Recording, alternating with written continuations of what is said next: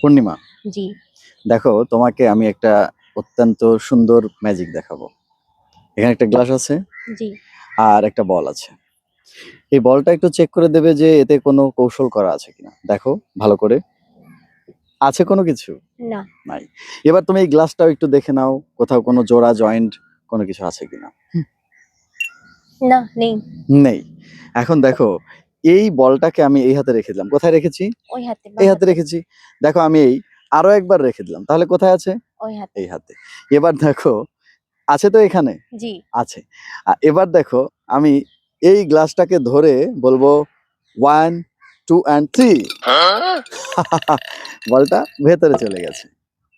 এটা কিভাবে আসলো? তুমি এখন দেখো এটা ট্রিকটা কি হতে পারে, কোথাও কোনো কৌশল করা আছে কিনা, একটু আমি খুঁজে বের যদি করার এই ট্রাই হাতে করো। রাখি হ্যাঁ, আর গ্লাসটা যদি এইভাবে নিয়ে ধরি, হ্যাঁ, তারপরে 1 2 3। ছেড়ে দিতে হবে। হ্যাঁ, ও হাতটা ছেড়ে দিতে হবে। হ্যাঁ, ছেড়ে দিতে হবে। আচ্ছা দেখি।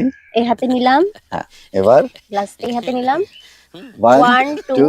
3। তোমার ক্ষেত্রে হবে না, কারণ তুমি তো মন্ত্রটাই জানো না।